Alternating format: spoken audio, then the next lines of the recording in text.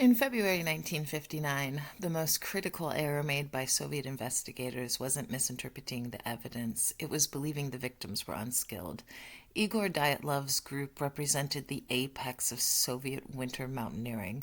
Their competence is the central reason this file exists. They were not careless, they were overwhelmed. Project Cold Front focuses on the moment every survival instinct failed.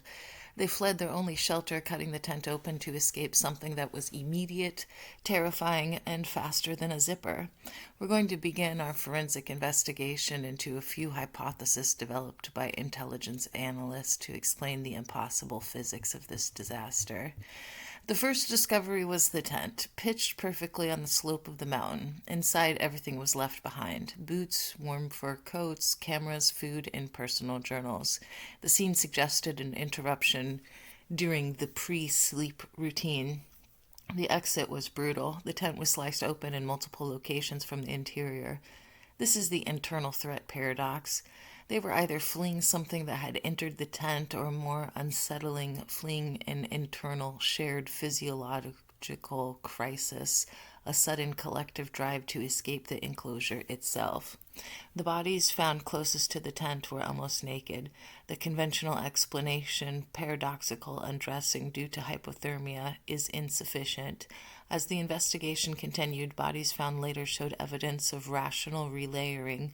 Parts of one hiker's clothing were found on another. This implies that after the initial terrifying flight, there was a moment of calm, rational resource sharing. They were not mindless zombies. They were survivors trying to mitigate a catastrophe. They had time to exchange clothes, but not enough time to go back to the tent for boots. The core forensic evidence driving the military hypothesis is barotrauma. 4 victims sustained crushing chest and skull injuries equivalent to being hit by a train, yet the tissue surrounding the injury was undamaged. Barotrauma occurs when a massive rapid pressure wave compresses a body, causing organs and fluid-filled structures to implode. The rib cages are often crushed, the heart and lungs rupture, but the skin, being elastic, remains intact. The source must be external and kinetic. A KGB forensic summary from 1960 noted, "The internal trauma cannot be reconciled with external evidence. The victims sustained pressure damage consistent with an extreme non-contact kinetic force. The hydrostatic pressure applied instantaneously exceeded 50 tons per square meter, suggesting a large-scale detonation or unspecified atmospheric weapon deployment." End quote. The evidence becomes stranger. The radiation. Traces of alpha and beta radiation were found embedded in the clothes of some victims. The radiation suggests exposure to heavy isotopes, not from a typical medical source, but consistent with short burst exposure to weaponized fallout. Furthermore, some clothes exhibited a strange orange-purple discoloration suggestive of a rapid, intense heat or chemical exposure.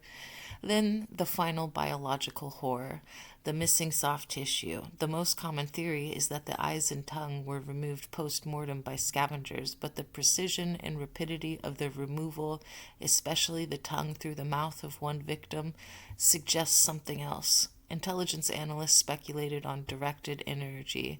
Could an ionized gas, a powerful chemical agent, or a heat source associated with the blast have surgically vaporized the exposed soft tissue?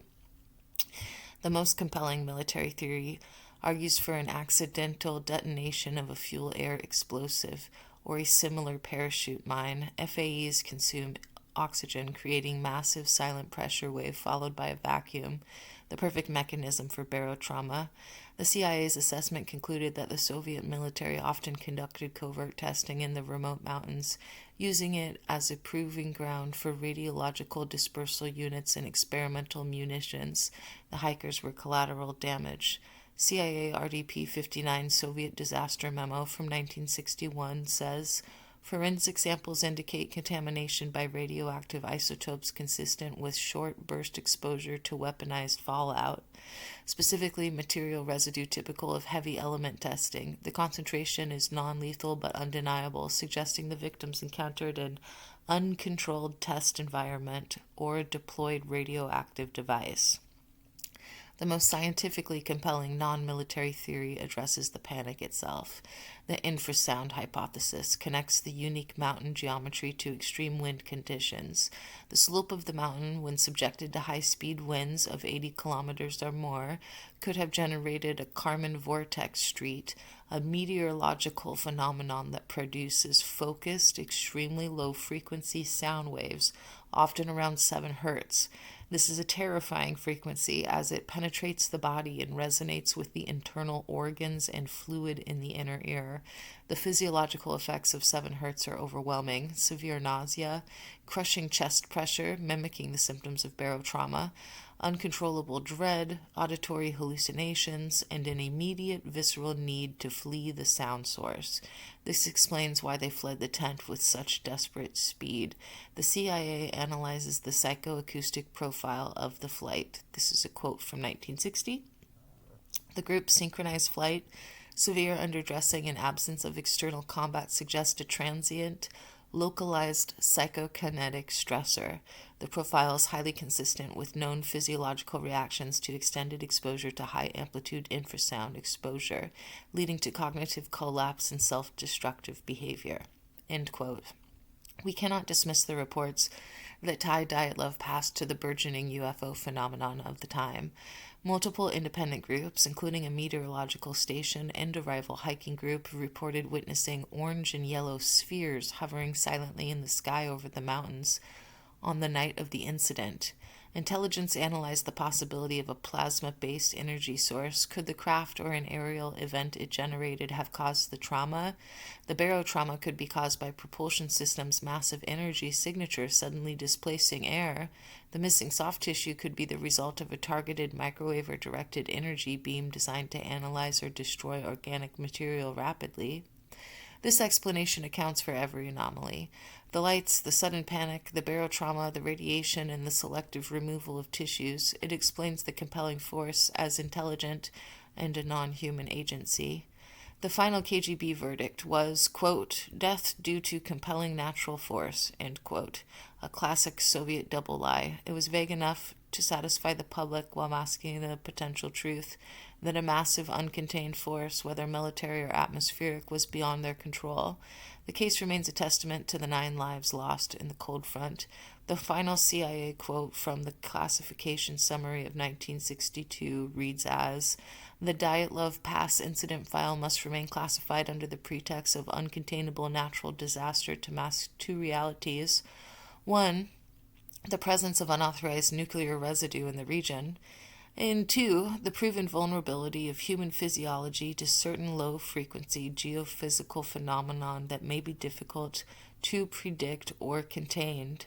We face the terror hidden in the frozen darkness. Next, we're going to turn our attention to an aerial mystery that burns with cold fire. We're going to pivot to a massive UAP file on continuous, highly structured aerial lights, Project Orange Orb, the analysts of the Hessdalen lights in Norway. We're going to analyze the military and civilian intelligence reports on the isolated value where brilliant silent orbs of light have appeared nightly for decades, defying all known physics. We'll use the NORAD RDP59, Nordic UAP, and NATO Tactical Assessment 4 memos to assess the core question.